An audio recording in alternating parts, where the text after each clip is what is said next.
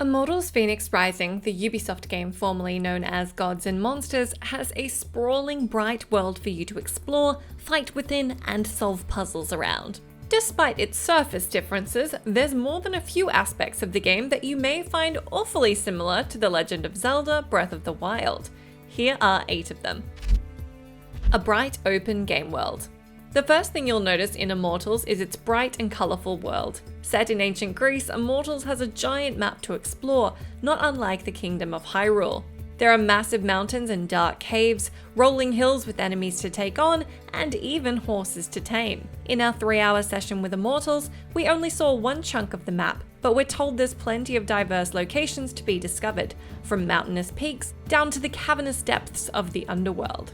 Game director Scott Phillips said the game has been designed with intriguing landmarks in mind that'll catch your eye from a distance and offer up some kind of interesting experience when you arrive. Player-driven freedom of exploration. Much like Breath of the Wild, your main objective in Immortals Fenyx Rising is clear from the outset, but where you go from there is pretty much up to you.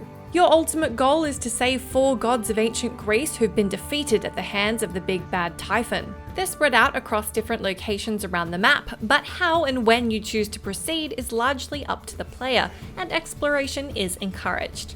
Voices in your head.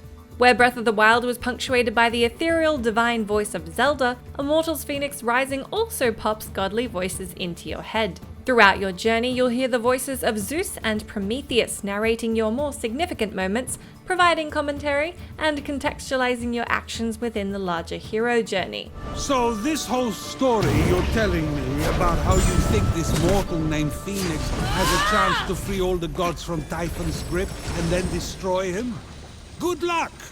Speaking of which, Link and Phoenix have a few things in common too. Okay, so Link isn't a demigod with wings, but both protagonists share similar designs as bright, lithe characters, and each is prophesied to defeat the evil threatening and corrupting the game world. Stamina and traversal. Just getting around the game world will give you serious Breath of the Wild vibes. You have a stamina meter that gradually decreases as you run, or if you're galloping on your horse. It appears you can also climb just about anything in the game world, but your stamina will drop as you do, so you'll want to be wary of that or risk a painful landing. Luckily, and also in the vein of Breath of the Wild, you can deploy your brilliant blue demigod wings to glide down from heights, and there's the option to speed up as you do. There are also potions you can down halfway up a tricky climb that will top up your stamina to get you the rest of the way. That brings us to potion crafting. You can equip 4 potions at any one time, which do things like up your stamina and health. The world is filled with resources you can pick up and munch on for a minor health increase, but what you'll really want to do is hit up one of the game's cauldron locations, where you can craft potions using various combinations of items, just like in Breath of the Wild. Puzzles and shrines, vaults. In addition to being an action-adventure game, Immortals takes another page out of Breath of the Wild's playbook with its numerous puzzles and shrines, or vaults as they're known in Immortals. Players can enter the vaults to take part in trials of not only strength and dexterity, but also wits. These vaults take place in a different dimension that is not bound by the normal rules of the world, which opens up unique possibilities for puzzles. Outside of the vaults, you can find puzzle scenarios in the game world, and you can earn special items for completing them.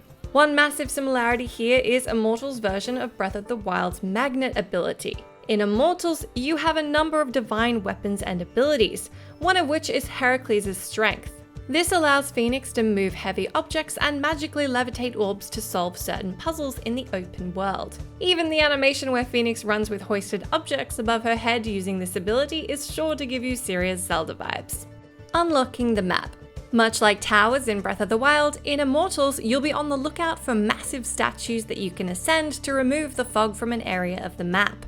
You'll then need to use the Farsight mechanic to spot locations and mark icons, or simply travel to a point of interest and then it'll pop up on your map. Game director Scott Phillips also told us that there are some soft lock limitations on traversal, as there are certain skills you might need to access new areas or places you can't reach with the stamina you have. Fast-paced, flashy combat.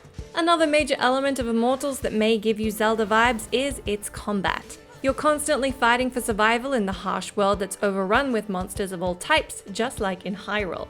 Immortals has a deep combat system that lets you use multiple different skills and abilities to lay waste to your foes. In our playthrough, we found that using your Hephaestus's hammer ability was almost always the most effective approach. For more close quarters combat, Immortals offers up light and heavy attacks as well as a parrying system. Players can of course also dodge, and getting the timing just right will slow down time to help plan your next attack. Similar to Breath of the Wild, enemies are designed as colourful, fantastical monsters, and the Greek mythology setting provides some fun encounters with legendary creatures. As in Breath of the Wild, your bow is a valuable asset. In one memorable sequence, we shot a Cyclops in the eye with an arrow from a long distance using a special ability called Apollo's Arrow that lets you control the arrow and guide it in slow motion. Let me know what you think of the game so far in that comment box, and stay tuned for all our coverage on this one and everything else we saw at the latest Ubisoft Forward.